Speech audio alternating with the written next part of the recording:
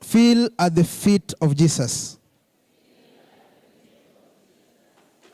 Asante kwa wale ambao mmeweza kufanya hivyo. Basi ningependa tuweze kuwatambua wale ambao ni mara yao ya kwanza kufika katika kanisa hili, na vile vile wale ambao ni mara yao ya kwanza kuweza kufika katika makambi siku yao ya kwanza.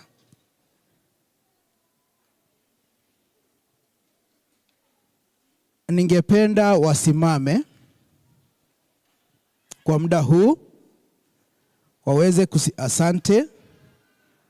Kuna mwingine wako na salamu waweze kutupa. Asante ndugu. Thank you. Thank you. Naona tuko wengi na ningependa kila mmoja tuweze kusikia sauti yake na salamu zake na alikotoka na jina lake. Tuanze pale nyuma. Happy Sabbath. Happy day. Happy day. Happy Sabbath. Achieng Beryl imara daima. Karibu sana. Kipaza sauti kingine kwa sababu naona hicho. God is good. All the time. And all the time. God is good and that is nature. Okay, my name is Arben Ogutu from Buruburu Central SDA Church. Karibu sana ndugu. Karibu sana. Happy day. Happy Sabbath. Happy camp meeting. Happy camp meeting.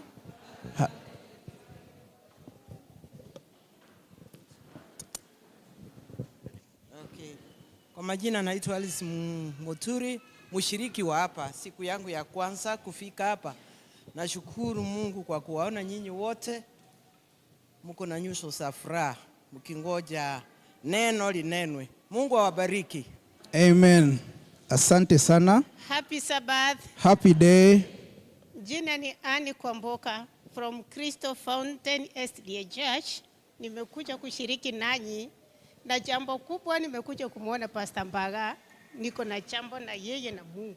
Kati yake mimi na Mungu. Asante na karibu sana.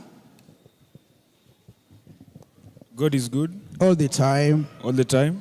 God is good and that is nature. Kwa majina ni Fred Onyango kutoka Docs SDA.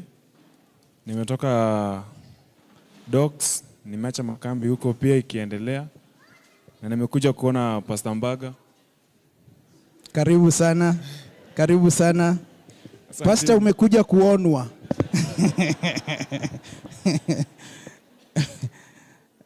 Natumai atabarikiwa kwa kumuona hivyo.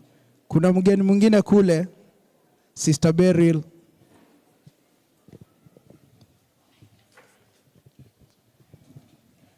One, two. Happy Sabbath Church. Happy day. Happy day. Happy Sabbath. I'm Beryl Adhiambo. Nimekuja tu kushukuru Jericho Church for standing with us during the loss of our dad. We are very grateful. Asante Sister Beryl.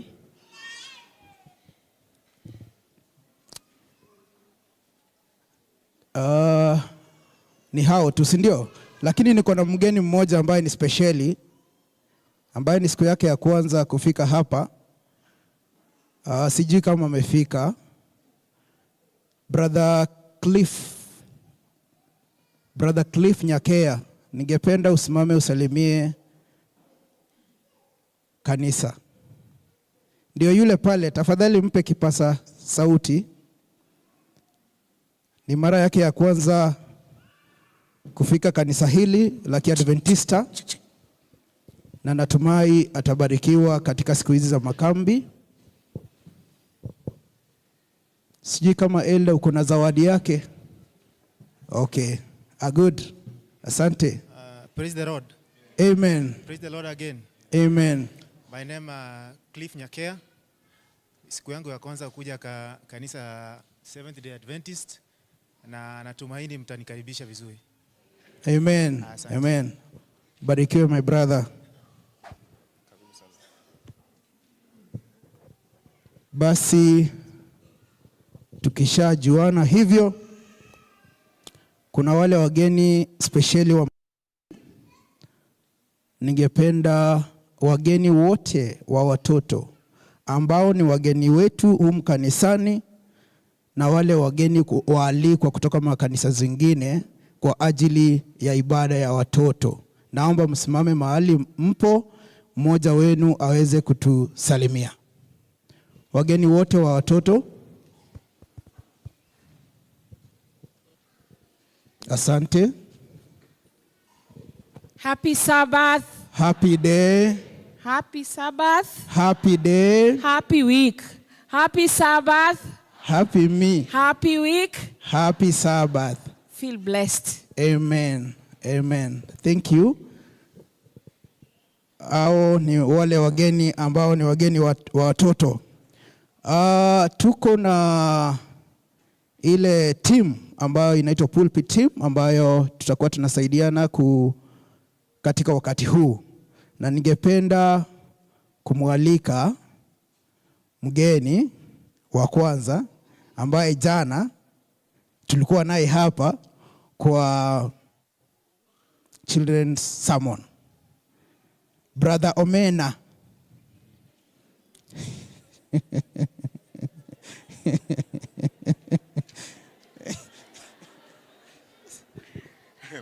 God is good all the time.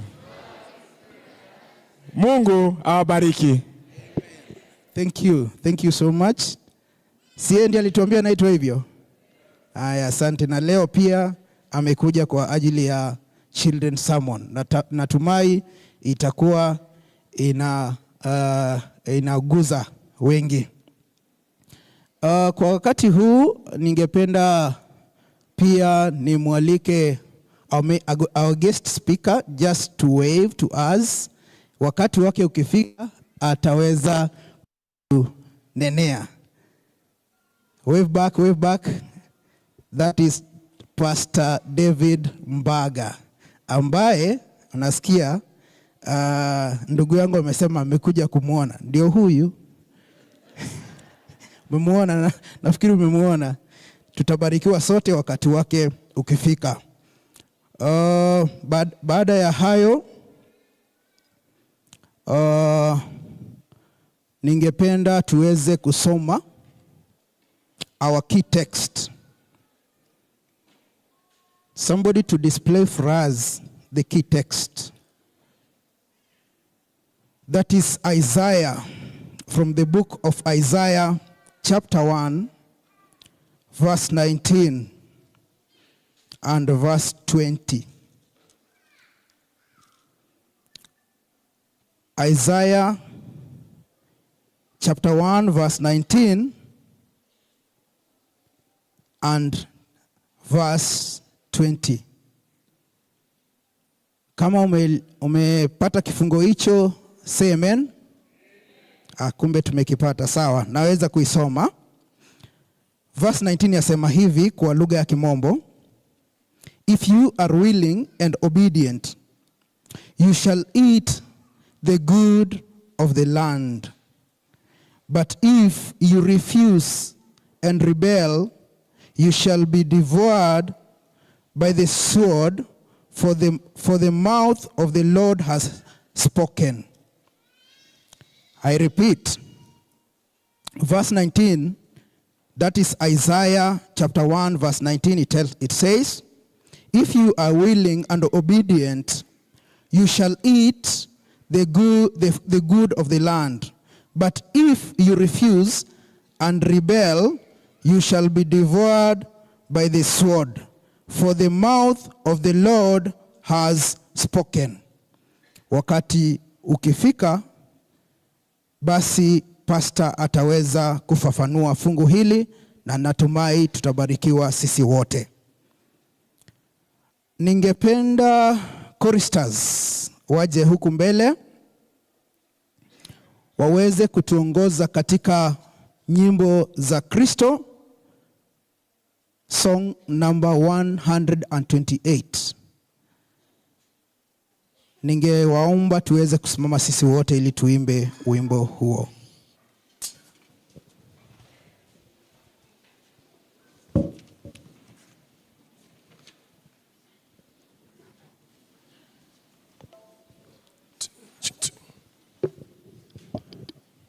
Na mwandama Bwana kwa pamoja. Na mwandama Bwana kwa alilonena, njia zangu huning'azia, na nikimridhisha atanidumisha, taamini nisihi pia. Kuamini njia pweke ni hii ya furaha kwa Yesu, amini ukati. Giza sina kwangu wala hata wingu, yeye mara huviondoa, oga wasiwasi, sononeko basi, uamini nitii pia. Kuamini njia pweke ni ya furaha kwa Yesu, amini ukati. Masumbuko yote, sikitiko lote, kwa mapenzi hunilipia, badhara dhiki, vivyo hubariki, taamini nitii pia. Kuamini njia pweke ni ya furaha kwa Yesu, amini ukati. Mimi sitajua raha sawa sawa, ila yote Yesu kumtoa, napata fadhili na radhi kamili, taamini nitii pia. Kuamini njia pweke ni ya furaha kwa Yesu, amini ukati. Nitamfurahia na kumtumaini, majumbani na njia agizo natenda, nikitumwa wenda, tuamini nitii pia. Kuamini njia pweke ni ya furaha kwa Yesu, amini ukati.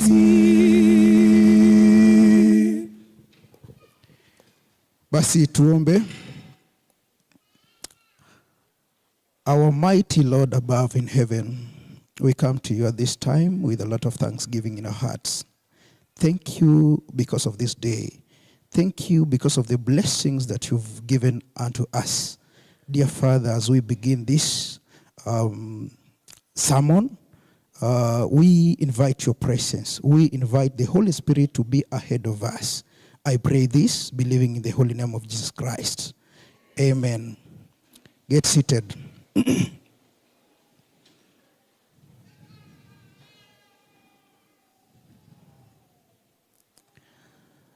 So at this time also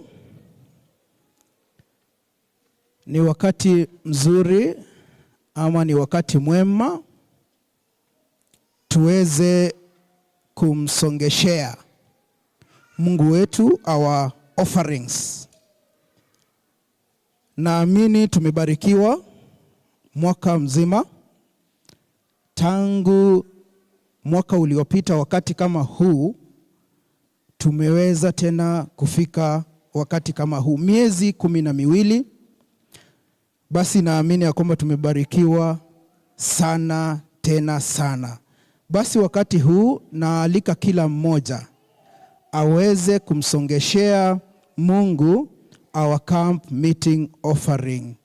Camp meeting offering ni matoleo ya sadaka maalum ambayo ni ya kupeana shukrani baada ya Mungu wetu kukuwezesha kumaliza mwaka uliopita na kukufikisha mwaka kama huu.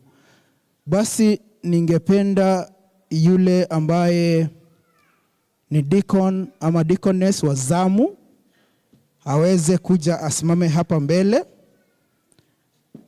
Akisha kuja kusimama hapa mbele tutanyanyuka vitini mwetu tuweze kusongeshea Mungu wetu sadaka hiyo na kuiweka hapa. Kama haujapata bahasha, naamini mashemasi wetu wako stationed ili waweze kila mmoja aweze kupata bahasha yake na kuindicate camp meeting offering katika hiyo bahasha na kuweka hela hizo pale. Na wale ambao fedha zao ziko katika kwenye simu M-Pesa, basi mkiangalia humu kanisani kuna paybill number ambayo ni 752922. You can pay via that. Inakuletea Jericho SDA Church. Ikifika pale kwa kuweka account number, tafadhali tuweke camp meeting offering. Camp meeting ama camp offering. It is as simple as that. Kuna wale pia wanatutazama, wanatufuata katika mtandao na wangependa kushiriki katika jambo hili. Pia ningependa nirudie, our paybill number is 752922. 752922. Account is camp offering. In the meantime, our visiting choir from Nyali, please come for an item as we also welcome Pastor Mbaga thereafter. So wakiendelea kuimba, tuweze kunyanyuka vitini mwetu pole pole, tuweze kuweka our camp meeting offering katika kijisanduku hiki kipo hapa mbele. Karibuni wana Nyali. Nikimalizia, kuna wengine ambao wanajiuliza mimi ambaye naongea naitwa nani kwa sababu sijaintroduce. Mimi kwa majina naitwa Vincent Omwenga. Vincent Omwenga ni one of the elders in Jericho SDA Church. Karibuni sana.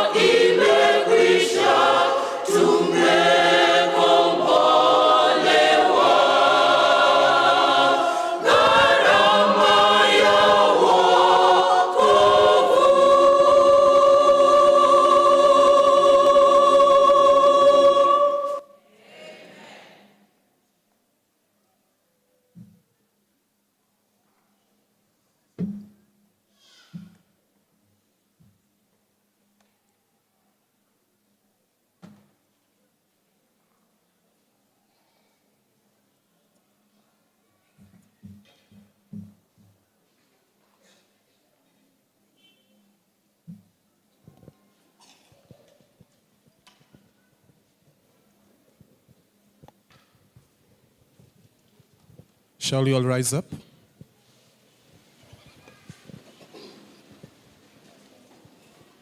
Mali yako sasa, kwa pamoja. Mali yako sasa, Bwana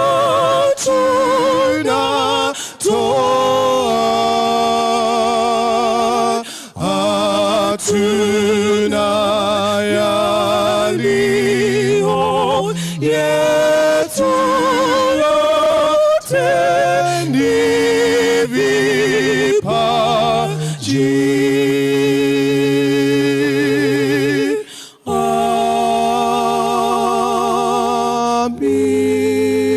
Amen. You may be seated.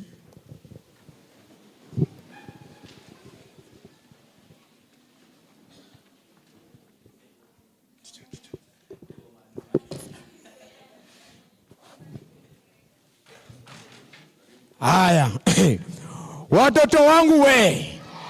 Muko wapi? Pastor Mbaga, sufuria ya omena ndio hii. Yenye ulipikia ukanikula mara ngapi? 2. Na Pastor Homa Bay. Akumenionea hii wiki. Manikula mimi omena, niliwaambia aje? Haya, God is good. All the time. Wow. Now, nani nakumbuka leo nimekuja na zawadi nyingi, a lot of gifts, not only one. Now today, if you do not answer my question well, pastor ameniambia niwapatie nisiwanyime. Hiyo ni sawa, lakini ujaribu ujibu as a correct. Sawa? Somo letu ya kwanza day 1 nihubiri nini? Ya watoto. Ya watoto. Yes, nihubiri nini? Noah built an ark. No Bill anak. Hiyo amesema ya jana. Sasa ngoja nikutolea yako.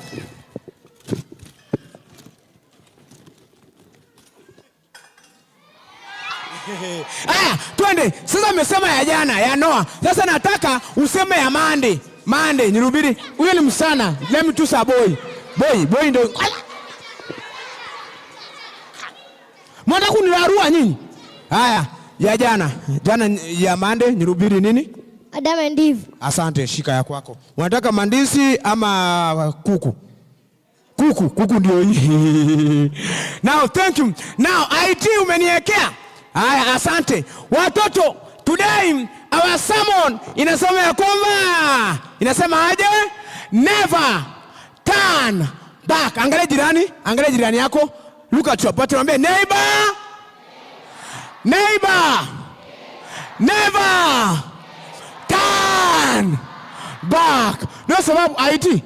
Tomorrow there will be a big test. Please study tonight. Wangapi wakati mwalimu amekwambia kama kuna mtihani, mnasomanga watoto? Na hivyo pia Mungu, watoto wangu, story ya leo natuambia kwamba today's Bible story teaches us that God gives warning because he loves us. He wants us to choose what is right. Ndio sababu nawaambia watoto wangu wa Jericho, Mungu ametupa onyo tuweze kumsikiza. Story ya leo tunazungumza story ya Sodom na Gomora. Kitambo watu walikuwa wanafanya mambo mabaya. Haya, watu wa ajabu ingia sasa. Watu wa ajabu ndio hao. Walikuwa watu ambao wasikii. Yani watu wa Sodom na Gomora walikuwa wanafanya ushenzi wa hali ya juu. Kuja hapa karibu na kamera. Kuja mfanyie ushenzi wenu hapa. Hapa. Yani hao watu number 1, sikiliza IT nipe. Number 1, watu hawa walikuwa wanadanganya. Hebu danganya nini? Danganya tuanze. Mike iko wapi? IT nipe mic kwa watu hawa jamaa. Walikuwa waongo kweli. Danganyeni haraka. Time. Unajua mimi inaongea? Kai. Unajua mimi ni billionaire na own half the city. Au sio? Kweli hata mjui kudanganya nyinyi. Amjui. Nyinyi ndio wa SDA damu nimejua. Walikuwa sio peke yake, walikuwa wachoyo. Wanakula mandisi peke yao. Wachoyo. Kweli sika ukule mandisi bwana. Ya ajabu. Yani walikuwa wachoyo huko leo. Now, sio peke yake, watu hawa walikuwa wanaumiza watu. Sio hata leo, kitambo watu hawa walikuwa watu maskini, wana-oppress. Kama ana gari, kama ana pikipiki, wanamchekelea. Ana gari, ana pikipiki, wanamchekelea. Watu hawa walikuwa wanataka kusikiza Mungu kama vile watoto wengine wa Jericho na waambie wanyamaze na wasikiangi. Ndio hawa. Watu wengine walikuwa mambo ya tabia muozo kwa kanisa, hata huko nje. Sio peke yake, wengine ndio sababu Mungu akatuma malaika kuja. Malaika katumwa. Malaika huyo ambaye alitumwa kwa nyumba ya mtumishi mmoja ambaye anaitwa nani? Lot na familia yake kuja. Ndio hao sasa. Ndio hawa. Malaika walipotumwa wakaambiwa endeni pale muokoe familia hiyo, kwa sababu Mungu kabla hajaangamiza aliwapatia maonyo. Na sasa malaika wakaongea na tusikiza sasa. Haya, ongea. Ni ajeni. God ametutuma tuatoe hapa na msiangalie nyuma. Lot na yeye akawakaribisha na akasikia vile malaika wamesema, lakini kwa sababu ya watu wa ajabu wale washenzi wakasema tunataka hao malaika. Wakaenda kwa nyumba ya Lutu. Sikiza na watoto wangu, wanataka wale malaika wafanyie mambo ambayo Mungu hapendi, na ndio kanisa letu, na ndio washiriki, hata vijana wameingizwa kwa hizo mambo. Na ndio sababu Mungu leo hii anatuambia don't look back. Malaika wale wakakamata familia ya Lutu, wakawaambia, wakawatoa nje ya mji ule, kisha wakawaambia jambo moja, msiangalie nyuma. Malaika, fanya kazi yako bwana. Fanya kazi yako. Msiangalie nyuma. Asante. Walipotolewa, hebu sikiza sasa.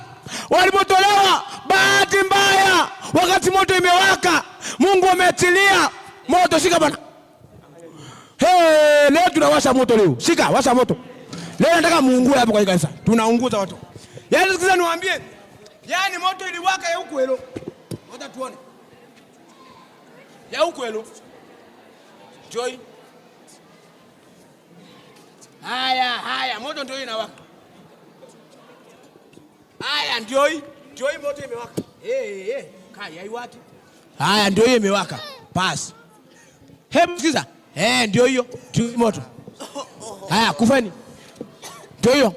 Moto ikawaka. Watu nasikiza sermon yenu. Sikiza niwaambie. Sikiza. Ndio hiyo. Watoto songa. Moto ikawaka kweli kweli na waliokata kusikia wakaangamia. Kufani. Kufa bwana. Kufa.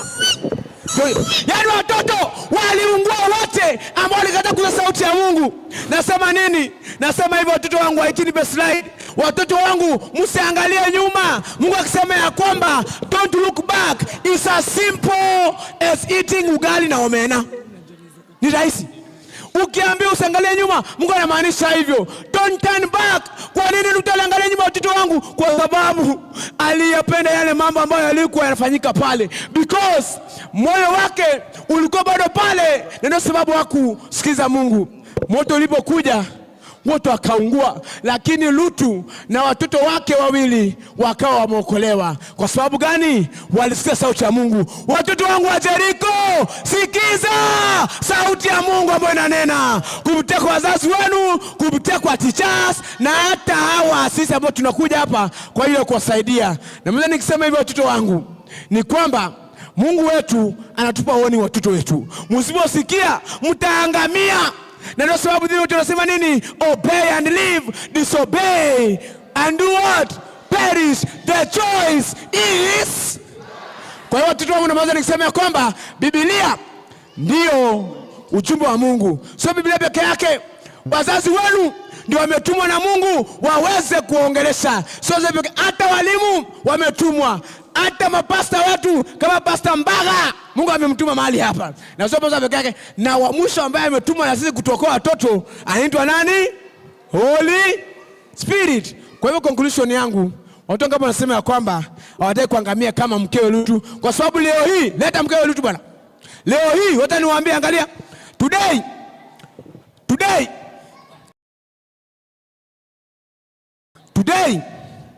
lost wife bado ni pillar of what? Salt. Mpaka leo hii watu wangapi wanataka kuwa kama huyu? Inua mkono. Pastor, umeona? Watu wangapi wanataka kuwa kama Lutu na watoto wake wasikize sauti ya Mungu ikinena? My dear children, say pray for you. Hata mtu aseme utaingia university, utaenda college, wacha nikwambie usiangalie nyuma.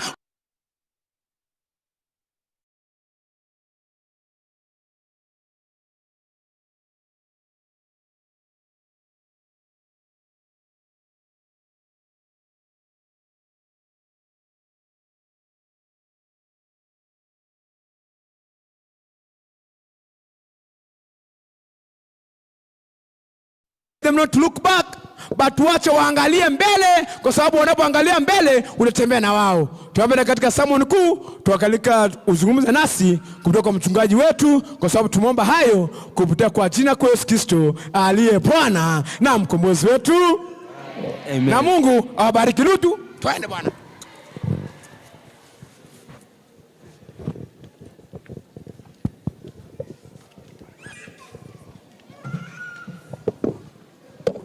Wangapi wamebarikiwa na sermon hiyo ya watoto? Wengine hatujabarikiwa hadi moto inawashwa sani jameni. Hatujabarikiwa? Wangapi wamebarikiwa? Amen.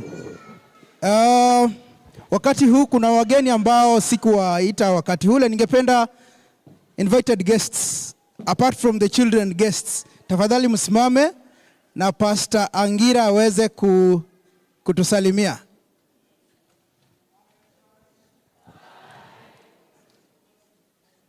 Amen. Thank you so much. So huu wakati ndio ule umewadia wa kuweza kupata neno kupitia kwa pastor wetu mwalikwa, mkuu wa makambi, Pastor Mbaga. So ningependa wangapi pamoja nami wanamkaribisha Pastor Mbaga katika wakati huu. Tunafanya hivi, sio hivi. Hivi ni kusema hapana CJ. lakini ukisema hivi aje. Sawa, asante. Karibu sana pastor.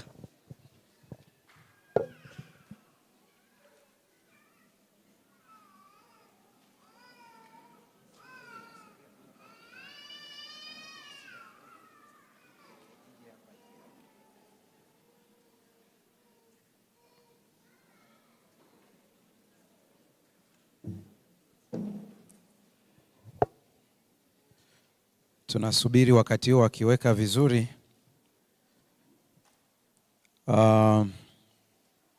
Wangapi leo ni mara yao ya kwanza kabisa kuja hapa? Hebu nione mikono tena. Mara ya kwanza kabisa. Oh, Mungu awabariki sana. Wangapi sio wa Adventista wa Sabato lakini wamefurahia kuwa nasi kwa kuwa ni ndugu zetu? Wametoka makanisa mengine. Nyosha mkono. Asante sana. Nimeona mmoja.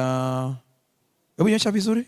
1, 2, 3. Mungu awabariki sana. Mlipata zawadi ya kitabu? Nani ambaye hajapata? Anyoshe mkono.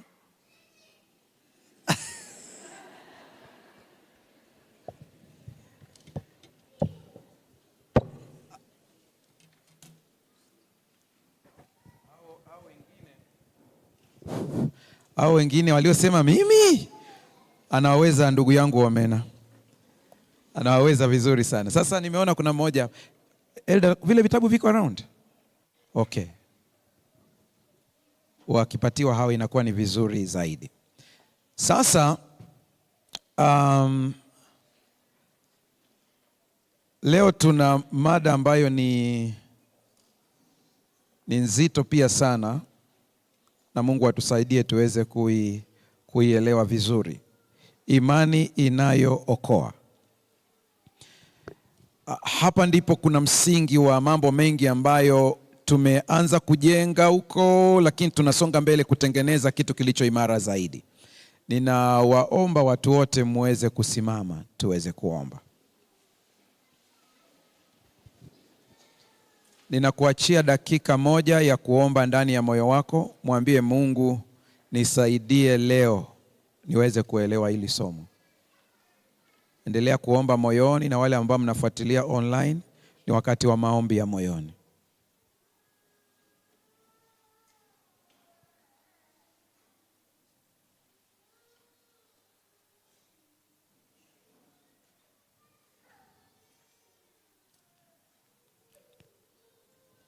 Baba, tunakutukuza.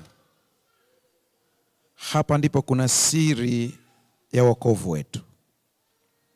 Ninakuomba kila mtu ambaye anafuatilia hili somo, nikitamka neno mara moja akaelewe mara 7, ili mwisho wa yote wote tuweze kuokolewa. Kwa jina la Yesu Kristo tumeomba na kuamini. Amen. Amen. Kwa sababu ya uzito wa hili somo, nitakuwa na mtu ambaye baadhi ya mafungu atakuwa ananisomea. Sijui yuko upande gani yule ndugu yangu? Yuko upande huu. Kwa nini asiwe sehemu ambayo watu watamuona pia?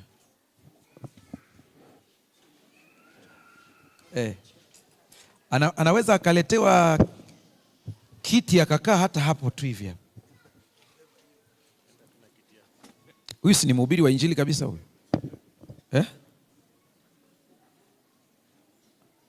Alafu leo kidogo tuvae suti zinafanana au?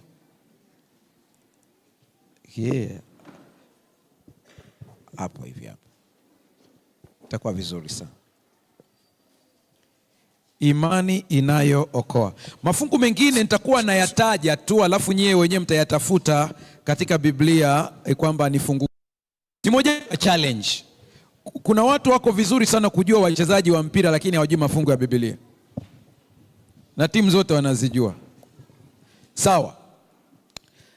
Yesu anasema haki yenu isipozidi haki ya waandishi na Mafarisayo hamtaingia mbinguni. Imeandikwa kwenye kitabu gani? 5:20. Matthew, prove it. Isome kama ndivyo inasema. 5:20 Matthew.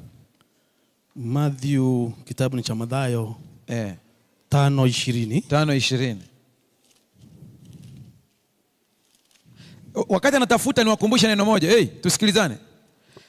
Lengo langu, narudia tena, sio kumaliza mada, ni watu waweze kuelewa.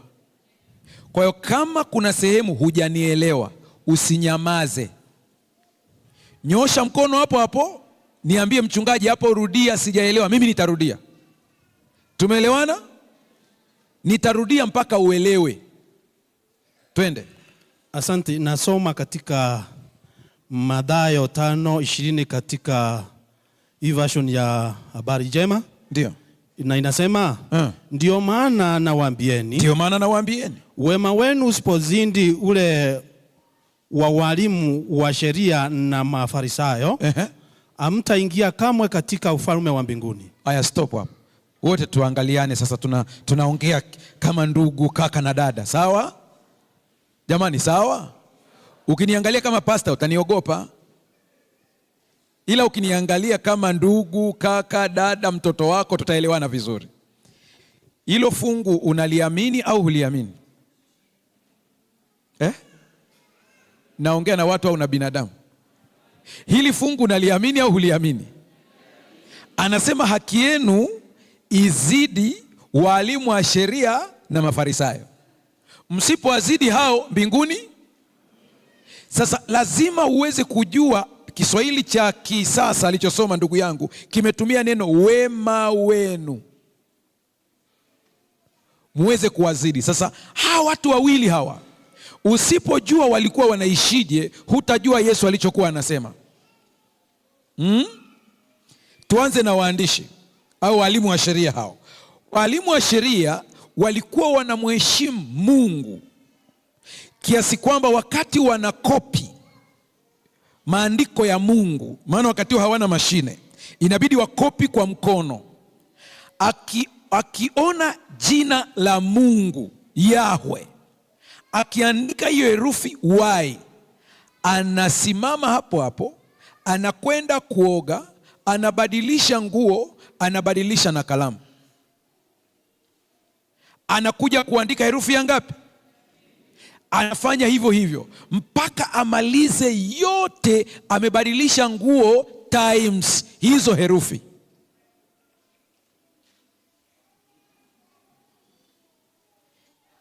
Akisoma Biblia, mkimwita asome hapa mbele, maana mara nyingi walikuwa wanaitwa wao ndio wasome kwa sababu wanajua kusoma vizuri. Mfano hapa nilipomwambia ndugu yangu nisomee andiko hilo, hajui kusoma kama yeye sio katika hao walimu wa sheria. Hairuhusiwi kuchukua mtu yeyote umwambie nenda ukasome Biblia. Hapana. Kwa hiyo wanauliza, tuna mwalimu wa sheria hapa? Wakisema ndio, njoo usome hilo andiko. Ukikuta anasoma hilo andiko akakuta jina Yahweh, hawezi kulisoma kwa kuliheshimu. Atasema Adonai akasema. Hawezi kulisema kwa heshima jinsi ilivyo kubwa. Hilo kundi la kwanza ni la walimu wa sheria. Nataka niwaulizeni ninyi wote mlio hapa, mmefikia utakatifu?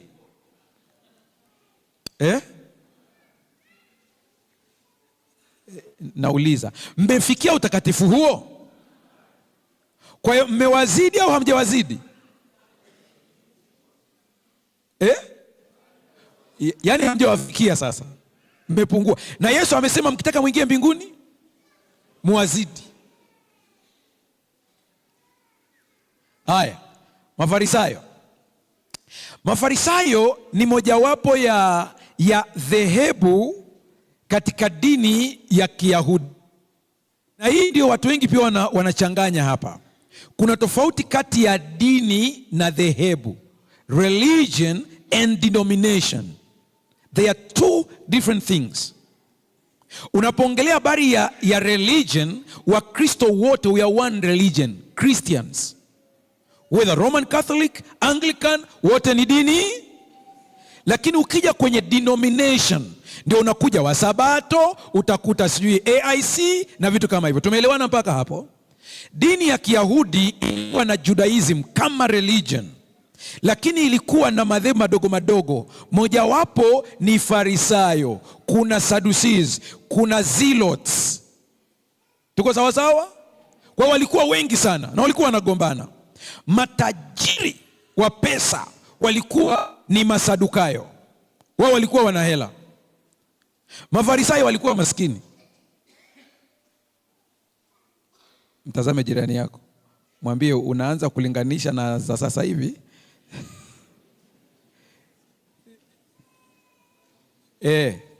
Mimi sitaki kusema sana na nyinyi mmeshaanza kuelewa kabisa. Katika madhehebu ya Kikristo ni dhehebu gani lina pesa kuliko wote? Maskini? Aishi hapo basi. Sasa sikiliza sasa. Tuje ili dhehebu ambayo Yesu ametaja. Yesu ametaja wawili tu, akasema Masadukayo, Mafarisayo na waandishi wa sheria. Mafarisayo akipita njiani hapo, akasikia, inatakiwa apite kwenye hiyo kona hapo, akasikia mwanamke anaongea hapo. Farisayo atasimama, atajifunika uso wake asije akamuona huyo mwanamke, maana anajilinda dhidi ya uchafu. Ikatokea sehemu ni nyembamba sana, wakati wa kupita ikabidi huyo mwanamke amguse kwenye vazi lake. Akirudi nyumbani atajibatiza, kisima cha ubatizo inabidi ajibatize.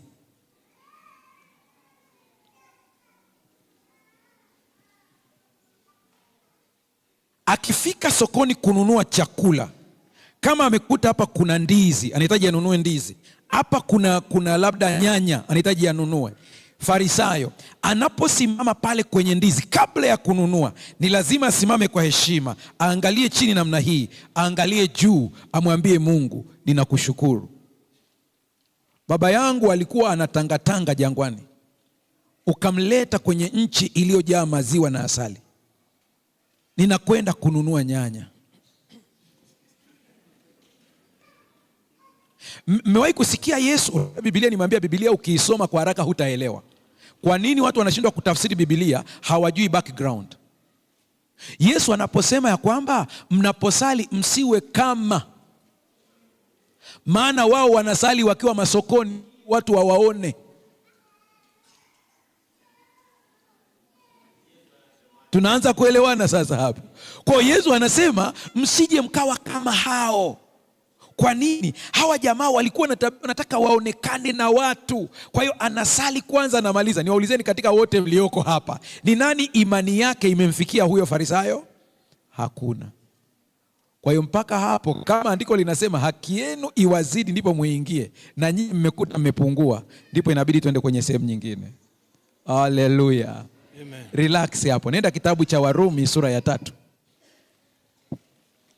Warumi sura ya 3. Wale wenye Biblia tutaenda vizuri, utafungua Biblia yako utaona hayo. Haya. Warumi sura ya ngapi nimesema? Sura ya 3. Tunaongelea imani inayookoa. Hebu niulizeni swali kabla ya hapo. Mpaka hapo tulipofika, mpaka hapo tulipofikia, nani anaenda mbinguni kwa kigezo hicho? Hakuna. Hakuna mpaka dakika hii hapa hakuna. Lakini tunasema nikifika, ngoja sheni. Mmeona nilivyosema nani anaenda mbinguni kwa watu wazima wote? Mmesema mmeona watoto wamenyosha. Mmeona watoto wamenyosha. Mnajua Biblia, msipo ukubali ufalme wa Mungu kama watoto. Unajua kwa nini wale wamenyosha? Yaani wao haki yao inategemea Yesu 100%. Hawaelewi haya mambo ya sheria. Haya, twende sura ya 3. Kama ni hivi basi, sura ya 3 Warumi, soma fungu la kwanza. Nataka niende spidi kidogo ili tuelewane. Sura ya kwanza. 3 fungu la kwanza samahani. Warumi 3:1. Ndio. Inasema, ndio. Basi Mayahudi ana nini zaidi kuliko watu wengine? Myahudi ana nini zaidi kuliko watu wengine? Tukisema Myahudi si mnaelewa jamani? Mnataka mpaka niseme kila kitu? Haya, mtaelewa mbele ya safari. Endelea. au kutahiriwa kuna faida gani? Kuna faida gani kutahiriwa basi? Naam, iko faida kwa kila upande. Ndio. Kwanza, Mungu awakabidhi Wayahudi ujumbe wake. Lakini itakuwaje iwapo baadhi yao hawakuwa waaminifu? Katika madhehebu yote ya Kikristo, ni dhehebu gani limepewa ujumbe mwingi kuliko wenzake? Semeni kwa nguvu. Ndio. Anasema wana ziada gani kuliko wenzao? Anasema wana cha ziada, nacho ni hiki, walipewa ujumbe. Lakini huo ujumbe una faida gani kama baadhi yao hawakuwa watu wa namna gani? Waaminifu kwenye ujumbe. Endelea kidogo. Je, jambo hilo litaondoa uaminifu wa Mungu? Hapana, hata kidogo. Ndio. Mungu ubaki mwaminifu, ndio, daima. Ingawaje kila binadamu ni mwongo. Kama maandiko matakatifu yasemavyo, kila usemapo maneno yako ni ya kweli. Ruka, nenda fungu la 12, nataka tuokoe muda. Nenda 12. 12 inasema wote wamepotoka, wote wamekosa, hakuna atendaye mema, hakuna hata mmoja. 13. Subiri kidogo, nataka mnitazame. Wangapi wamekosea hapo? Wangapi wamekosea hapo? Wote. Wangapi wanatenda mema? Hakuna. Hakuna hata mmoja. Amesema hivi, niulizeni, katika hao wote waliotajwa hapo, wazee wa kanisa wamo? Ndio. Wachungaji wamo? Waimbaji wa kwaya wamo? Wainjilisti wamo? Kwa hiyo ni wangapi hapo? Wote. Wote. Hakuna mwema hata mmoja.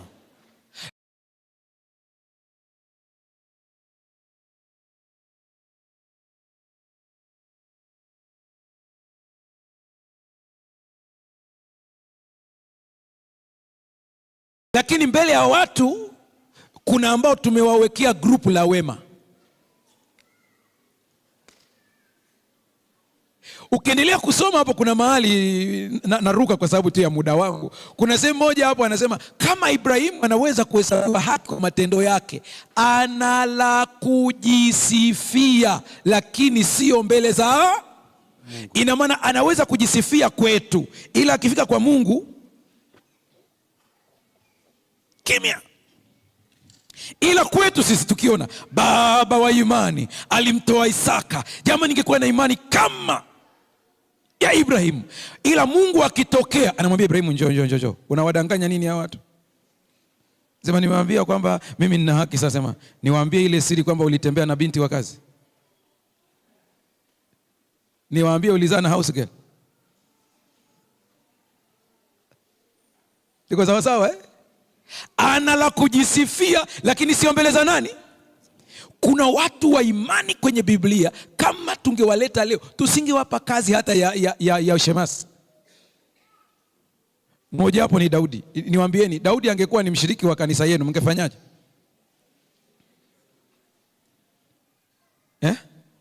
Dada yangu unasemaje? Tungemfanyaje?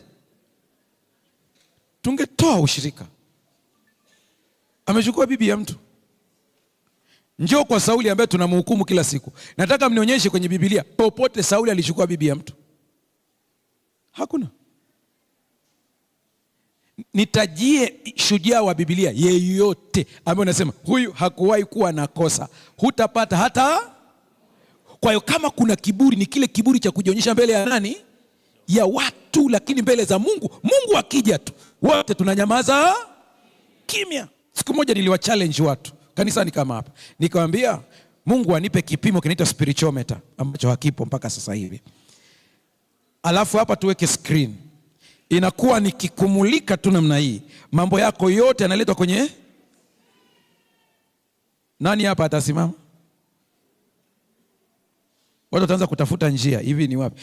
Msije mkashangaa siku ile kwenye tukio la Yesu, wale jamaa waliomleta yule mama wote walikimbia kwa sababu kila mmoja aliona mambo By the way, hata hii story tunayopigiana hapa kwamba siku hiyo itafika, vitabu vitafunuliwa, tutaona, tunaongea katika lugha ya kibinadamu tu.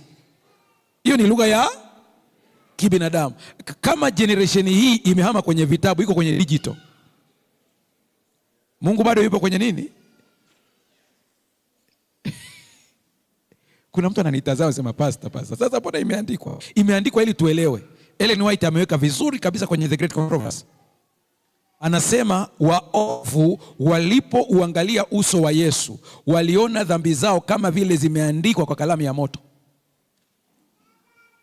Yaani Yesu akuangalia tu hivi, unaona mambo yako mpaka tangu ulipokuwa mtoto. Hata siku ile unaona kwa nini watu walikimbia. Ni kwamba Yesu akiandika pale chini, mtu akiandika tu, akiangalia tu hivi, anakuta jina lake, anakuta na mambo yake. Alafu akiangalia pembeni anakuta mwenzake naye amefanya nini? Kwa hiyo anahisi huyu hapa anaona ya, na ukiangalia unakuta na yeye ameangalia.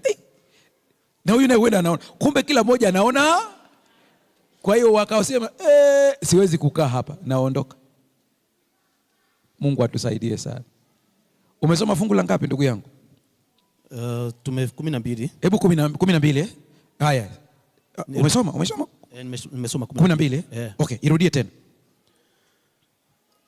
Wote wamepotoka, wote wamekosa, hakuna atendaye mema, ndio, hakuna hata mmoja. Ndio. Endelea. Makoo yao ni kama kaburi wazi. Ndimi zao zimejaa udanganyifu. Midomoni mwao mwatoka maneno yenye sumu kama ya nyoka. Yenye sumu kama ya nyoka. Mnakumbuka wale nyoka ambao tumeongea habari zake? Yaani hapa kuna watu hapa maneno yao ni sumu. Akiongea neno unaweza usipate usingizi. Sumu kama ya nyoka. Na ninawaambia watu siku zote katika kanisa, ukijenga imani yako kwa kiongozi utapata shida. Kwa sababu kuna siku kiongozi ataongea kama nyoka. Neno moja litakuumiza mpaka wanasema hii kanisa na acha kwa sababu elder aliniongelesha hivi, pastor aliniongelesha hivi. Lakini ukijua kanisa ni la Yesu, hakuna wa kukutoa hapa. Amen. Hallelujah. Amen. Endelea kidogo ndugu yangu hapa. 14 inasema vinywa vyao vimejaa laana chungu. Miguu yao iko mbio kumwaga damu. Ndio. 16 inasema popote waendapo usababisha maafa na mateso. Achia tu hapo, inatosha kwa leo. Utafungua Zaburi ya 51 ambayo tutaimalizia. Relax. Kwa hivyo inavyosemwa hapo, tunaenda mbinguni. Yakobo anasema mtu awaye yote aliyeishika sheria yote akakosa neno ameandikiwa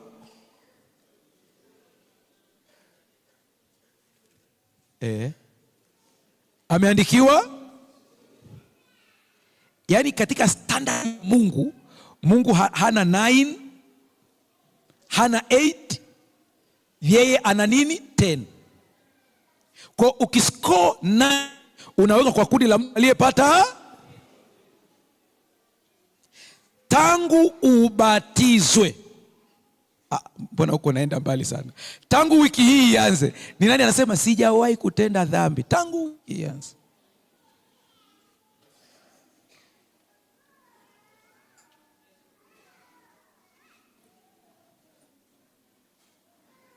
Umeona sasa? Umeona hiyo changamoto hiyo? Sasa shida iko wapi? Tunaingiaje mbinguni sasa? Relax. Nyoka alivyowauma wale watu, sumu ikaingia ndani. Sumu ilipoingia ndani ikaanza kuwakosesha nguvu, na kinachofuata ni mauti. Hapa sifundishi mambo ya afya, ila ninaongea tu vitu ili viweze kusaidia. Kuna aina ya nyoka ambayo ukiumwa, hata kama ufanyeje, spidi ya sumu yake inaenda haraka. Na wataalamu wanakuambia ukiumwa na nyoka, ukitaka angalau upone kidogo, yani kabla utuseme uweze kupata msaada, usipaniki. Maana ukipanic mapigo ya moyo yanaenda, kwa hiyo damu inafanya nini? Inaenda speed. Kuna bwana mmoja nilimpenda sana hapa Kenya. Huenda hata vijana wanaosoma historia hata wasimjue, maana hakupata umaarufu wakati wa kupigania uhuru wa Kenya. Hakupata umaarufu sana. Walipata umaarufu watu wengine kabisa. Mzee Kenyatta hao ndio walikuwa wanaonekana. Huyu bwana alikuwa anatoka nadhani milima ya Meru kama sijakosea. Alikuwa ni rasta. Anaitwa nani? Itakuwa ndio huyo nafikiri. Ngoja niwaelezee alafu mtaniambia ni yeye au ni mtu mwingine. Alikuwa ni kijana jasiri kupigania uhuru wa Kenya. Alipambana na wakoloni kwa nguvu zote. Kifo chake ni kwa sababu akiwa porini kuna mwenzake aliumwa na nyoka. Huyu bwana alivyomwona mwenzake ameumwa na nyoka, akapeleka mdomo wake kwenye jeraha, akanyonya ile sumu mpaka ikaisha, lakini ile sumu ikamuua yeye. Tafuteni jina lake mtanipa majibu. Simona hata sio popular sana Sio popular. Kuna watu walifanya vitu vikubwa lakini hawajulikani. Mimi nilimwona mara ya kwanza kwa video ya mzee Jomo Kenyatta. Ndio mara ya kwanza kumwona huyo mtu. Na wakati huo mzee Jomo Kenyatta anahojiwa na wazungu. Huyu jamaa alikuwa yuko pembeni mwa mzee Jomo Kenyatta. Hajui hata Kiingereza. Anamuongelesha mzee Jomo Kiswahili, alafu mzee ndiye anatafsiria wale wazungu. Kijana mdogo. Sikiliza hapa nikwambie. Kinachofanya sisi tutende dhambi sio kwa sababu hatujui haki. Ni kwa sababu kwa asili tuliumwa na nyoka. Ile sumu yake inatulewesha mpaka leo. Ndio sababu hata Isaya anasema mtu mbaya ajapofadhiliwa akapelekwa mbinguni, hata huko atatenda dhambi. Hujanielewa? Yaani katokea Mungu akupe favor, akwambia nakupeleka mbinguni. Ukifika mbinguni ukiona malaika walivyo wazuri, utaanza kama ps. Au malaika anakugeukia anakuambia wewe una heshima? Yaani utende dhambi huko mpaka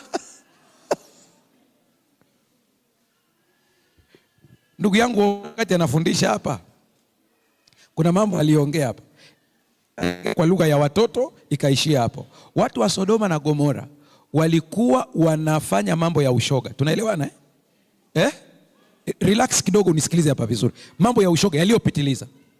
Mna habari walikuwa wamepitiliza mpaka siku malaika walivyowatembelea wakamwambia Lutu watoe. Tunawataka. Nataka uone wokovu katika Kristo. Baadhi ya shida zinazotokea duniani, majanga ya asili, ni matokeo ya matendo maovu, mpaka nature inatikisika.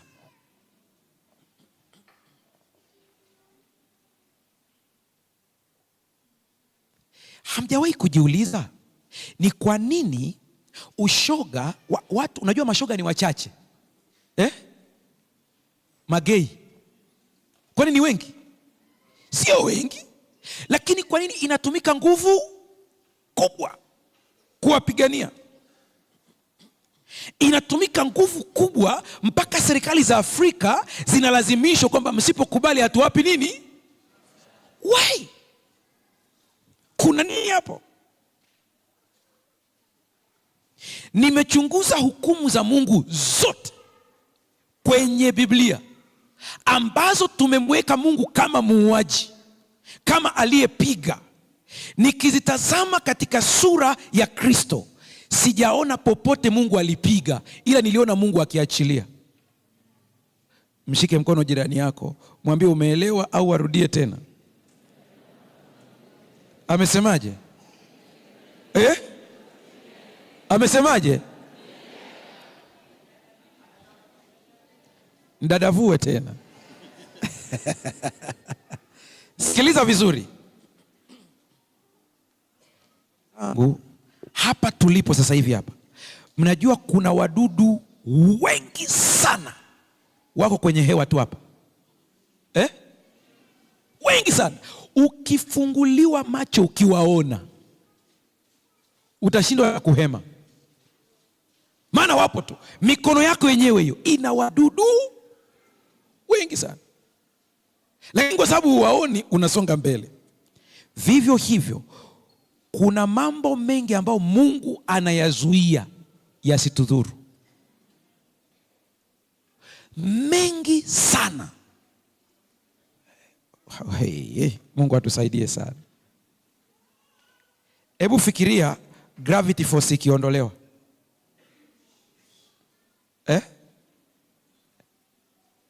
Iondoke, tunaenda wapi?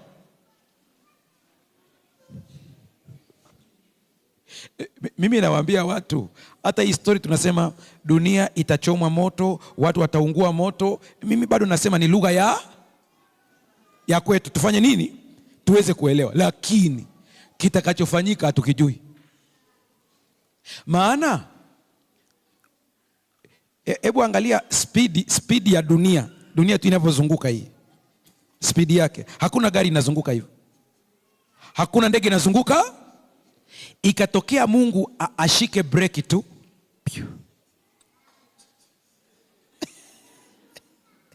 Wote tunakuwa maji. Kweli si kweli? Wote hapa. Mmesikia tetemeko ambalo limepiga la 7 point. Ukiona lilivyo kubwa, ukiniuliza pasta, hiyo kitu ni nini? Mimi ninaamini kutoka moyoni kabisa, watu wamefanya maovu kiasi kwamba nature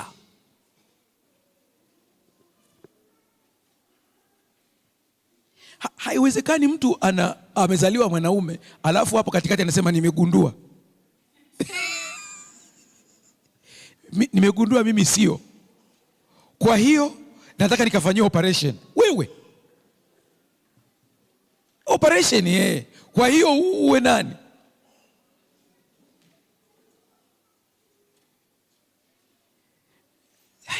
Tunaenda wapi?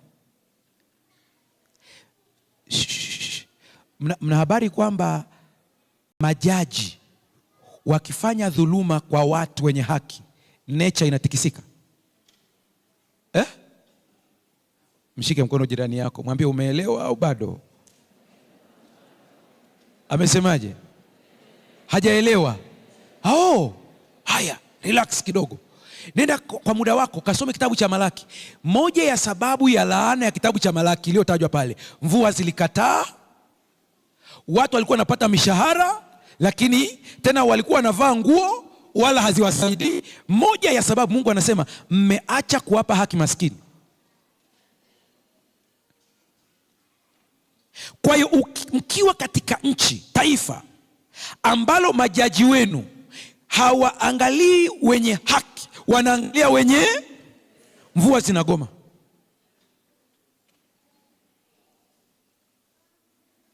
Tunaanza kuelewana sasa Sasa anasema zaidi ya hapo, ikitoka hapo inakuwa even worse ikija kwenye kanisa. Anasema na Walawi nao wamefanya hayo. Nataka nikuonyeshe zaidi hapo. Mungu anasema kwenye kitabu cha Malaki, anasema mmekuja kunililia kwa ajili ya mambo yenu, siwasikilizi. Anasema kwa sababu umemtendea wa ujana wako.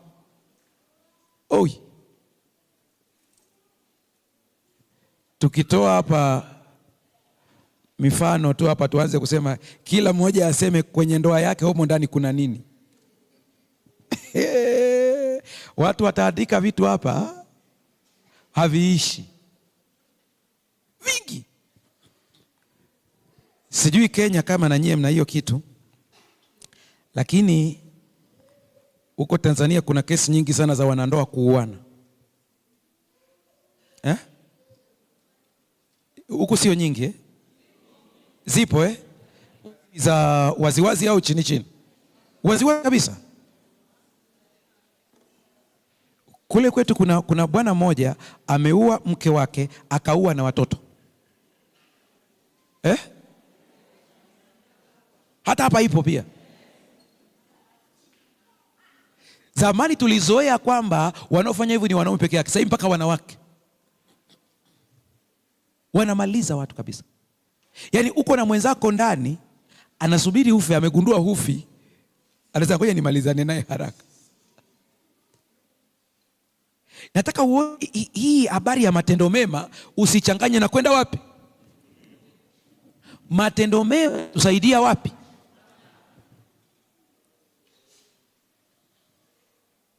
Njoo kanisani. Kuna vitu vinafanyika kanisani mpaka unaogopa. Unajiuliza, hivi hii ni kanisa au ni political party? Yapo hayapo? Kuna mtu anakuambia kabisa nitahakikisha fulani anatolewa kwa ushirika. Mimi nina ushahidi, nimeona watu kadhaa. Moja wapo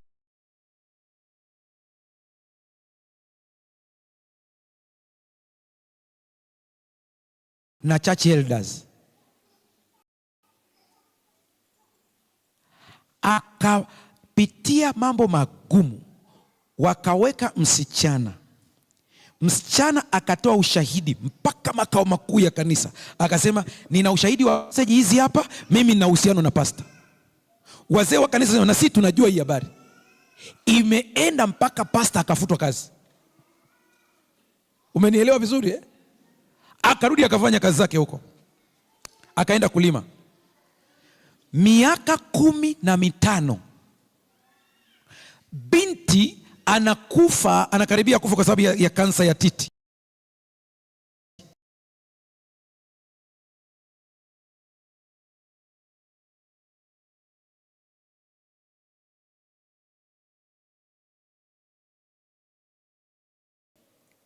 Akaita watu waweze kumwombea. Watu wameenda pale kumwombea. Mmoja wao katika wale watu akaambia, mbona kila nikiomba Mungu ananiambia kuna kitu ambacho usipokimaliza unaingia motoni, ila Mungu amenificha, ni kitu gani? Akaanza kufikiria, omba tena, mimi nitakuja tena nikuulize. Siku ya pili, siku ya tatu, mwisho akamwambia, nimekumbuka, kuna wazee walinipa pesa, wakaniambia nimsingizie pastor. Naomba mtafutie huyo pastor aje tumalizane naye. Wanaenda kumtafuta pastor, yuko kijijini analima nyanya.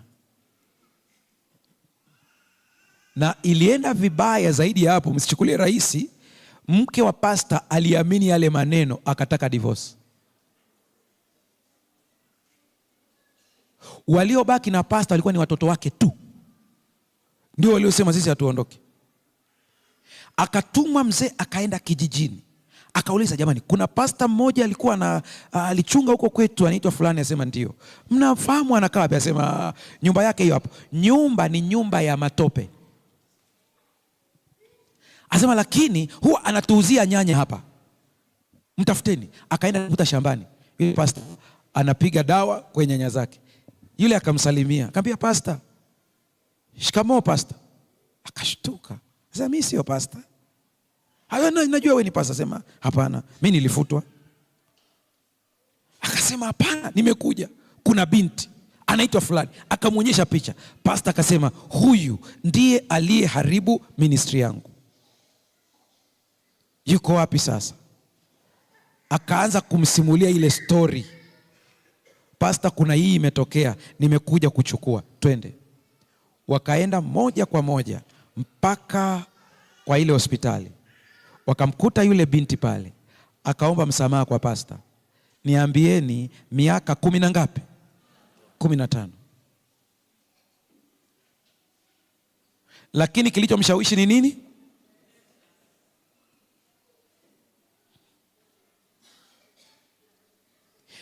Nione hivi uniache hivi hivi. Nimeona mengi. Hakuna kesi ambayo ni ngumu kwenye maisha yangu ambayo sitakaa nisahau. Siku nimeenda kwenye makambi, nimehubiri hivi hivi, nikaelezea tunavyomhitaji Yesu. Binti moja akaja, ana mtoto, anakuja pale ananiambia, mimi nimekuja hapa, nahitaji unipatanishe na familia.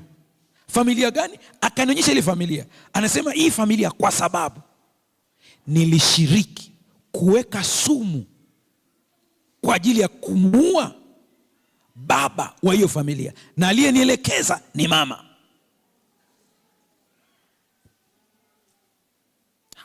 Are you serious? Anasema ndio. Na ndugu za huyu bwana walijua kwamba huyu bwana alikufa kwa sababu ya sumu, lakini mchezo wote na ujua, nilitumwa nifanye hivyo. Na mchungaji, ninajua nisipotubu hii dhambi inanitafuna. Niambie wewe ni pastor, unafanyaje? Ukiwaita wale wakijua ni huyu, wanaweza kulipiza kisasi.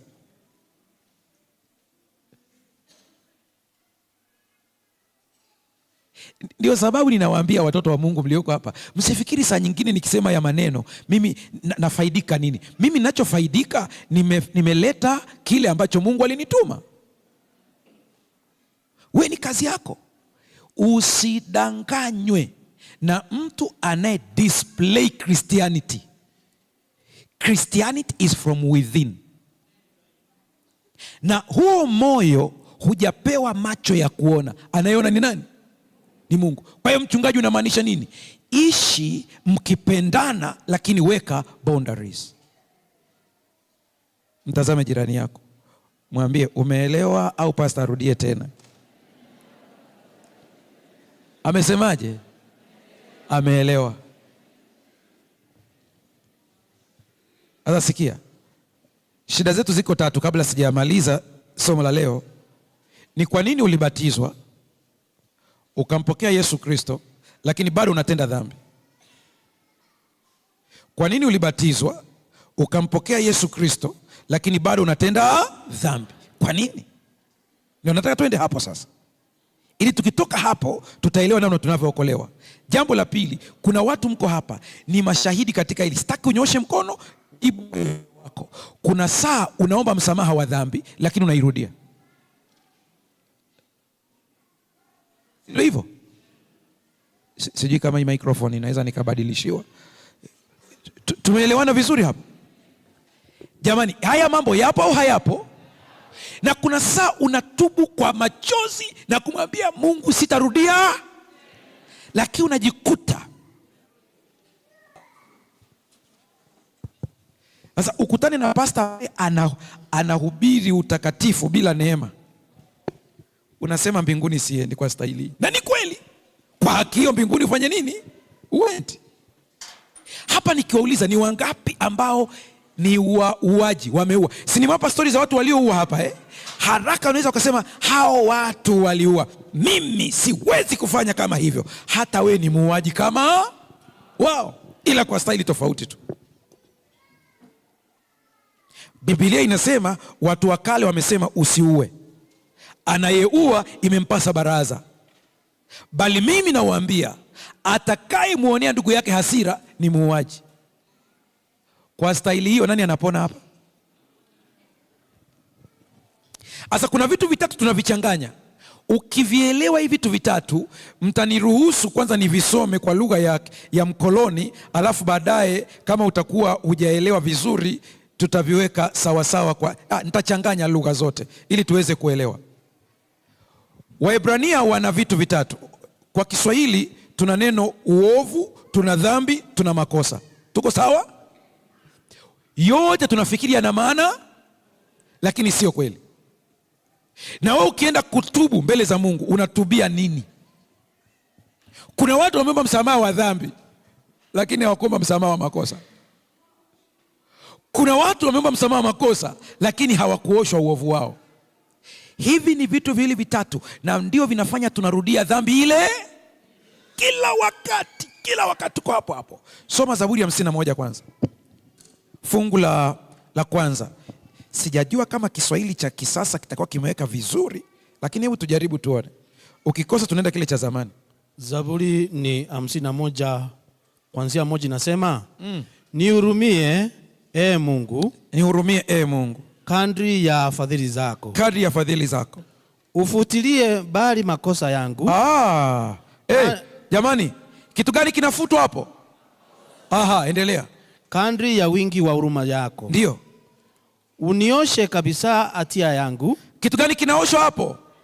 Hatia. Aha, mmeona kuna tofauti ya kufuta na kuosha. Unisafishe dhambi yangu. Unisafishe kitu gani? Dhambi yangu. Kuna mtu ana New King James Version hapa? Unayo? Hebu tusome. Ngoja upate microphone. Tukimaliza hapo tunaingia kwenye maombi. New King James Version, the Bible says, have mercy upon me, O God, according to your loving kindness. Ndio. According to the multitude of your tender mercies, blot out my transgressions. Blot out my transgressions. Transgression. 2. Wash me thoroughly from my iniquity. Wash me thoroughly from my iniquity. Not only wash me thoroughly. Wow. And cleanse me from my sin. Cleanse me from my sin. Asante sana. Hivi vitu viko tofauti. Nisikilize kidogo. Iniquity kwa lugha ya Kiebrania ni neno awon. That means crookedness. Wow. Distortion. Perversity. Or moral corruption. Tulia. Akili ikitulia ndio itanielewa. Iniquity ni hali tuliozaliwa, tumeirithi kutokea kwa nani? Ndio ile ambayo inakufanya hata ukienda mbinguni unawafanyia malaika pss, pss, pss, pss. Kwa sababu iko wapi? Iko ndani, tumezaliwa nayo. Hebu endelea kidogo hapa, anasemaje? Sikia Daudi anavyosema. Daudi alijua hii. 3. Nakiri kabisa makosa yangu. Nakiri ni makosa. Mliplani. Huwezi kuniambia kwa bahati mbaya nikajikuta niko kwa hoteli. Hakuna bahati mbaya hapo. Hiyo sio bahati mbaya. Mkaanza kuongea, mkaplani mpaka location.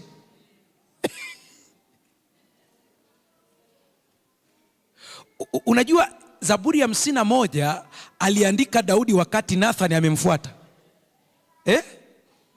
Hiyo ndio background yake. Nathan, si niliwaambia Daudi sio mtu wa kuingia, inabidi ujipange. Hakwenda direct kumwambia wewe umechukua mke wa mtu. Akaenda taratibu, maana anamjua jamaa is a man of valor. Dakika za kuhesabu anaweza kugeuza hapo. Daudi hana mchezo, wanamjua vizuri. Kuna mtu alisema uongo tu, akaenda akamwambia mimi nimemuua Sauli. Akamwambia hukuogopa kumnyoshea mpaka mafuta? Akasema kata shingo yake. Nilimwambia mimi nimechunga Wakuria. Siku moja wananisubiri kwenye gari, kwaya na washiriki na wazee. Nikawa na kikao na wachungaji wenzangu, nikachelewa. Mtu mmoja pale ndani akasema, "Mbona tunachelewa? Tunamsubiri nani?" Akaba tunamsubiri mchungaji. Muda umeenda sana. Baadaye nikaingia.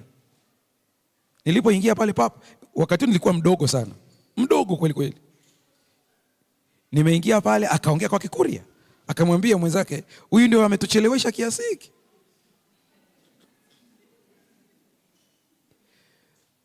Shemasi mmoja akamwambia mwenzake tena, namwambia naomba unishikie ushemasi wangu kwa dakika moja. Nimfundishe adabu huyu kumheshimu pastor.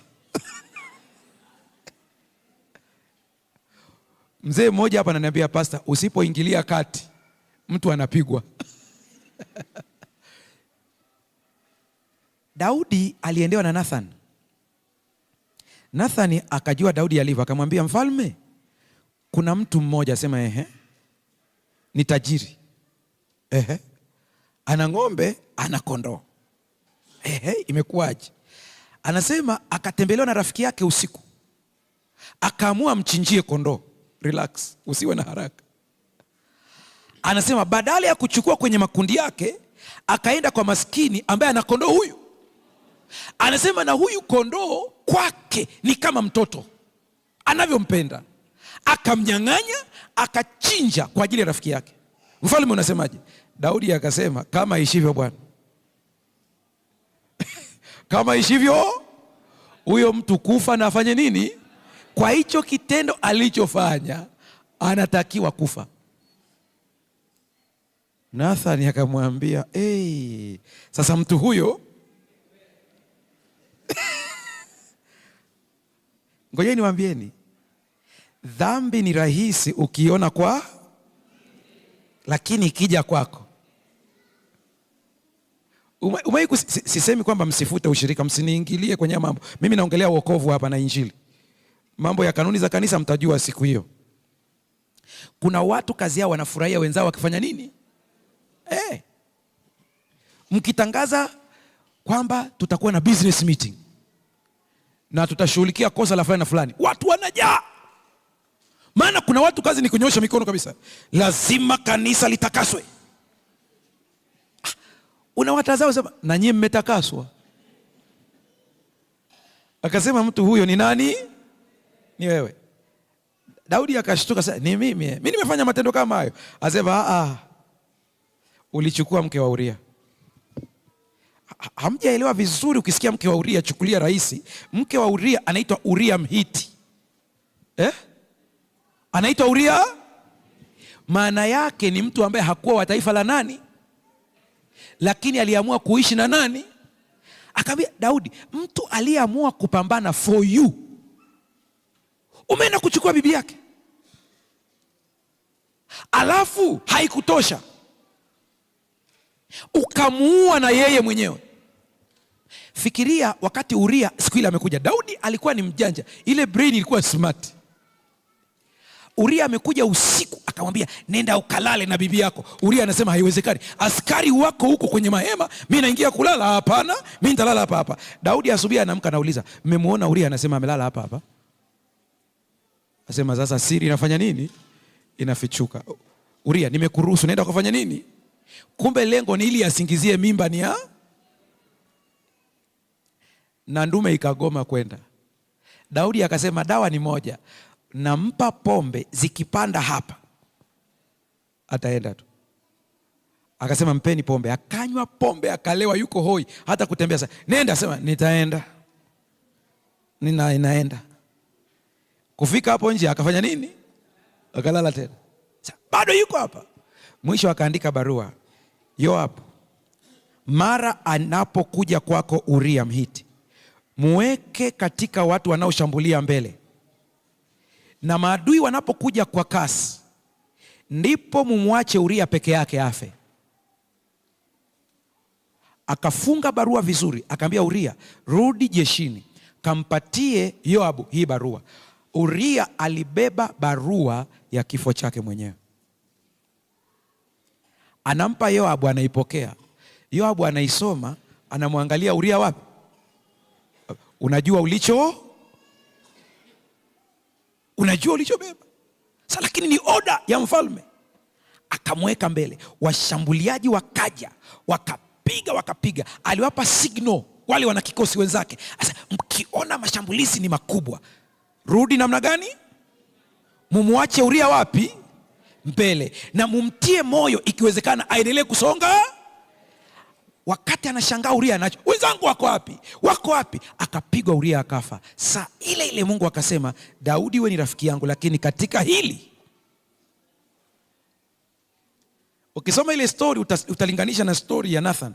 Nathan anaposema alikuwa na kondoo wengi, kauli ya Mungu ilikuwa ni hii. Anaambia Daudi, hata kama ulikuwa unahitaji wanawake, nilikupa Israeli yote. Kama umeamua, umekosa huko pote, uje kuua hapa, hii kitu haiwezekani. Ndipo Daudi analia, anamwambia Mungu, nimekuja kugundua, nilidhani nina nguvu ya kushinda dhambi, nimegundua. Daudi kwa nini? Anasema ulinitia mafuta kama mfalme, ukanipa nguvu zote za kiroho, ukanipa mpaka unabii, nikawa nabii. Siku zote nikitembea nilidhani nina nguvu, lakini siku nilipomwona mwanamke akioga hapa, ndipo nilijua nguvu sina. Nataka nikusomee Ellen White, tuingie kwenye maombi. Tutaendelea mchana. Sikiliza maneno ya Ellen White haya. Yalinigusa sana. Sikiliza. Steps to Christ, ukurasa wa 18. Anasema, our hearts are evil and we cannot change them. There must be a power working from within, a new life from above, before men can be changed from sin to holiness.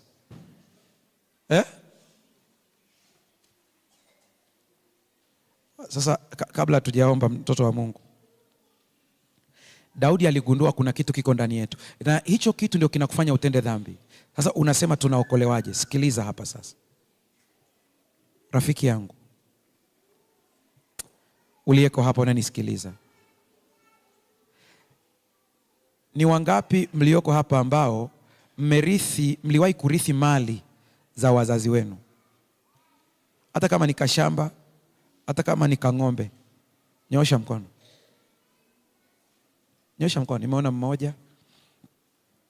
Ulipewa kokote tu. Kristo wa neema yote. Nimeona mtu huyu. Wangapi hapa? Wawili, yuko pale. Asante sana.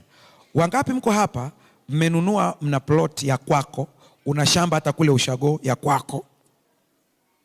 Hata kama ulinunua, nyosha mkono wako. Una hata kabaskeli. Yaani unamiliki kitu fulani cha kwako ambacho ulinunua kwa pesa, hujarithi kwa mzazi. Nyosha mkono. Nyosha tu vizuri, nyosha. Asante sana. Ikitokea unaondoka duniani, vile vitu vinaenda kwa nani? Naongea na watu wana binadamu. Vinaenda kwa nani? Kwa watoto. Wale watoto walivitafuta? Nini kinafanya wavichukue? Kwa sababu wanazaliwa na nani? Wote waliompokea aliwapa uwezo wa kufanyika watoto wa. Tunarithi uzima wa milele, sio kwa sababu tuliununua kwa haki yetu, ila kwa vile tumemwamini Yesu. Haleluya. Kwa sababu hiyo, nani anasema sasa hivi Yesu akitokea sasa hivi hapa, mimi narithi uzima wa milele? Shusha. Kwa nini unarithi uzima wa milele? Umefanyika kuwa mwana. Sasa tukifika wasema, mchungaji, mkiwafundisha watu hivi wataendelea kutenda dhambi. Na mimi nasema hata kabla hatujawafundisha wanatenda nini? Sasa matendo mema yana kazi gani? Sikiliza hapa. Matendo mema yana kazi yake, lakini sio uzima. Wewe huwezi kuchukua simiti ukapika ugali, alafu kuniambia hata na yenyewe ni unga. Matendo mema yana kazi yake, lakini sio uzima wa nini? Wa milele. Uzima wa milele tunarithi. Mrithi ufalme mbona kawi, mbona hupokei zawadi. Inaitwa nini hiyo jamani? Hicho nachopewa kinaitwa nini? Kinaitwa nini jamani? Zawadi. Kinaitwa nini? Zawadi. Kumbe tunapewa nini?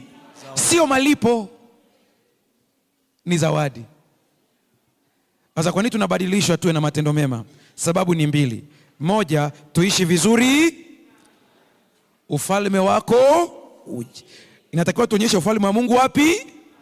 Namba mbili, ili tukibadilishwa ndani, tukiingia mbinguni, tuna tabia za ufalme. Amen. Haleluya. Amen. Je, hapo umeambiwa utende dhambi? Nauliza, umeambiwa utende dhambi? Sasa hata unapotaka uponyaji wa magonjwa, usije kwa haki yako, njoo kwa haki ya Kristo, kwa kupigwa kwake. Kwa kupigwa kwake sisi tumepona. Kwa hiyo kumbe uponyaji wako hautokani na haki. Mchana jioni nitawasomea dondoo ya Ellen White, ilinitisha kwa habari ya uponyaji. Hata kama magonjwa yalikuja kwa sababu ya dhambi zako, ukiamini hii neema unapona. Haleluya. Amen. Kumbe kinachotusababisha tusifurahie wokovu ni kutokujua neema. Nauliza swali la mwisho tunapoingia kwenye maombi. Ni wangapi wanasema kwa nguvu zangu mwenyewe naweza kushinda dhambi?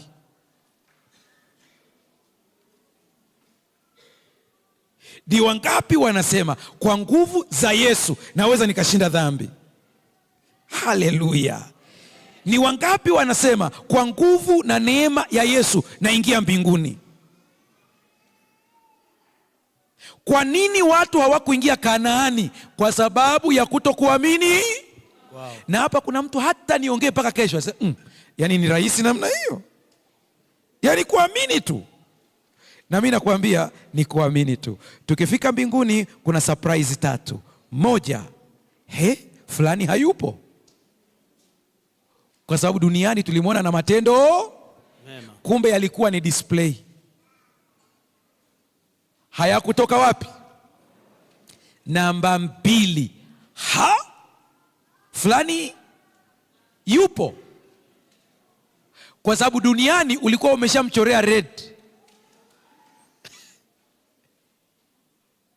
Ya 3, na mimi nimo. Maana uliona huwezi kuokolewa. Kwa maana jinsi Mungu alipenda ulimwengu hata akamtoa mwanae pekee, ili kila amwaminie asipotee, bali awe na uzima wa milele. Kama vile Musa alivyomuinua nyoka wa shaba jangwani, ili kila anayemtazama aokolewe, vivyo mwana wa Adamu atainuliwa, ili kila amwaminie asipotee. Kule walitazama, sisi tunaamini. Naomba usimame.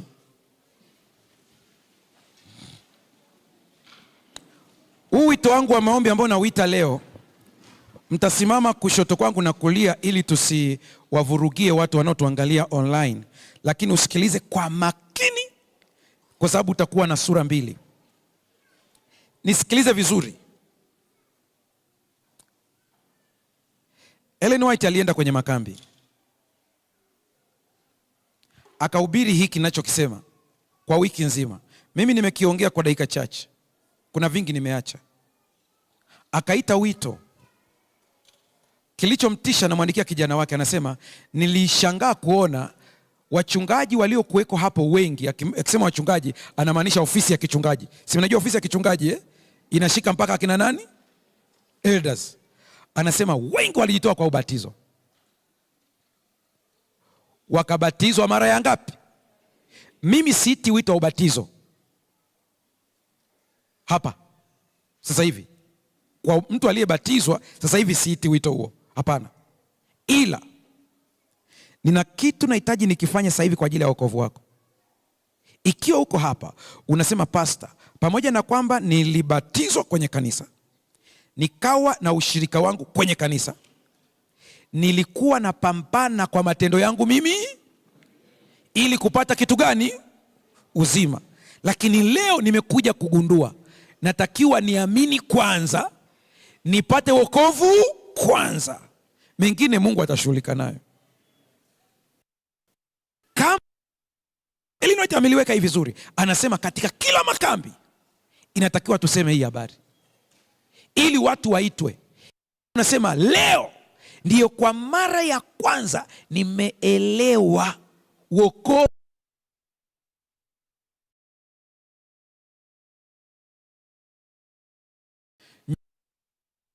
Kuja huku mbele, nyosha tu mkono wako hapo ulipo. Nitaomba kwa ajili yako kwanza, ndipo nitaomba kwa kundi la pili. Nyosha mkono wako. Baba, mikono imenyooshwa ikiwa katika makambi kule Marekani, Ellen White alivyofundisha, watu waliandikwa upya majina yao. Naomba ukaandika watoto wako leo. Kuna ambao wanafuatilia online, nao wamenyosha mikono yao. Naomba imani ya Yesu ikasababishe waandikwe majina kwenye kitabu cha uzima. Kwa miaka mingi dhambi imewasumbua, wakakata tamaa. Leo umewaambia, tazama uamini. Kwa kuamini tu kafara yako wanaokolewa.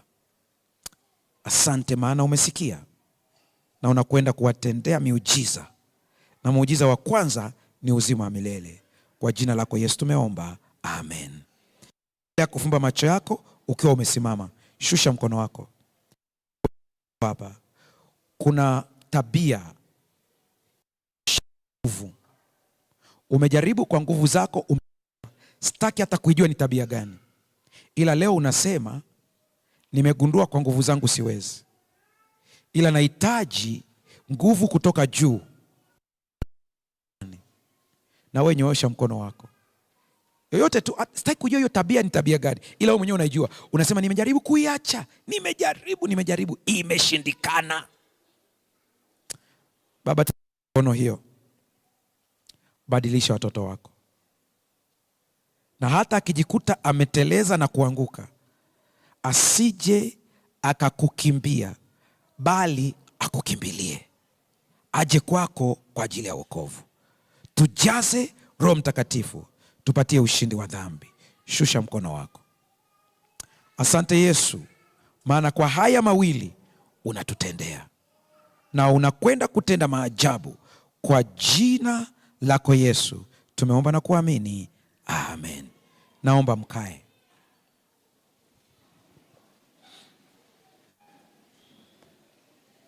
Mnisikilize hapa ninapoelekeza jioni. Jioni tutakuwa na maombi maalum. Pastor alitangaza na wazee pia walitangaza. Kila ukiona nimesimama hapa naongea na nyie, kuna mambo nimeandaa, lakini Roho Mtakatifu anaya edit. Tuko sawa eh? Kwa na mimi nikiondoka hapa, nikienda naenda mbele za Mungu tena kwa ajili yenu. Ule muda ambao na mimi naongea na Mungu ndio muda ambao Mungu ananiambia hii ondoa, hii weka. Nisipopata muda na Mungu, sitapata muda mzuri na nyie. Tunaelewana vizuri hapo? Usije ukaniona hapa nikiongea ukafikiri mimi ni mjanja sana. Hamna chochote. Na mimi naenda kunyonya. Haleluya. Kwa ukiona kuna saa Mungu wazee wa kanisa wamekuzuia, wakasema usije kwa pastor saizi, sio kwamba hawawapendi, ila ni kwa sababu wanajua na mimi ndio muda wangu. Nisipokuwa na huo muda, nitakuwa napiga story hapa. Tumeelewana? Kwa hiyo mchungaji unasemaje? Leo siku ya Jumatano na vipindi vitatu. Moja, nitakuwa na kipindi cha family. Nikimaliza nitakuwa na kipindi cha ibada ile ya jioni. Tuko sawa? Hapo tutakuwa tunafanya maombi. Leteni maombi yenu hapo. Hata kama sija kushika mkono, nguvu haitoki kwangu, inatoka kwa Mungu. Ukija kwenye hili eneo tu yatosha. Kuna mtu bado namtafuta, kama kwa neema ya Mungu akifika nitamruhusu jioni aseme kidogo. Alikuja na imani kubwa. Alikuwa na shida ya tatizo ambalo wanaliita nadhani ni hemorrhoids. Alikuja hapa siku ya Jumatatu tukianza. Yeye imani yake ilisema hivi, nikiingia hapo jioni, nikiingia tu hapo jioni nipone. Alikaa siti ya nyuma pale. Anaambia pastor, wakati wa maombi ya jioni tunamaliza, Anasema nilisikia nguvu ya ajabu imenishika mpaka nikakaa. Anasema kuna watu walikuwa hapo nyuma pamoja na yeye, wakahisi kama ameishiwa nguvu, wakamuuliza you okay? Akamwambia niko okay. Anasema ile kitu imepotea. Hata mkono hatujashikana.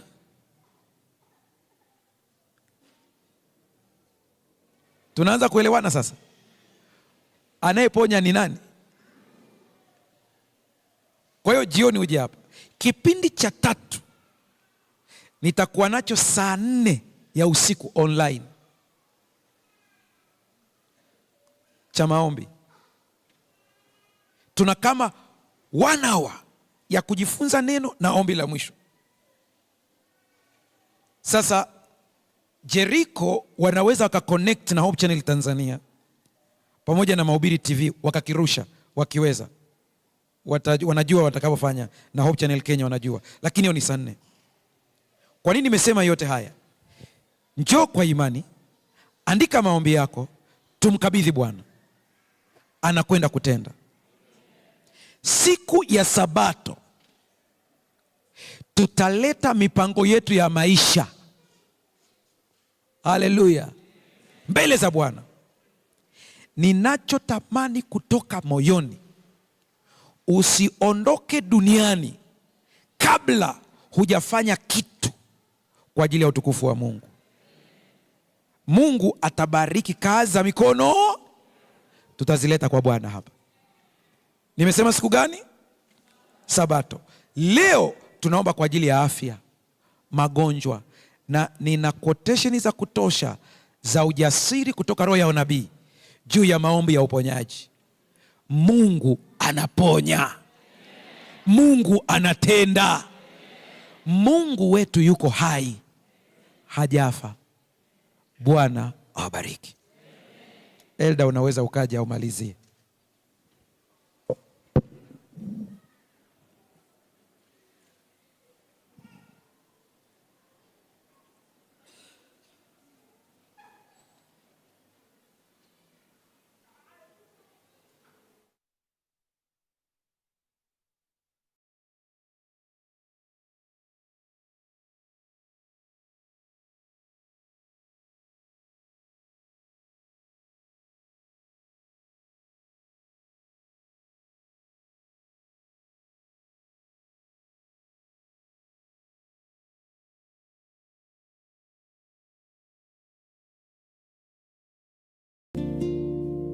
By the kindness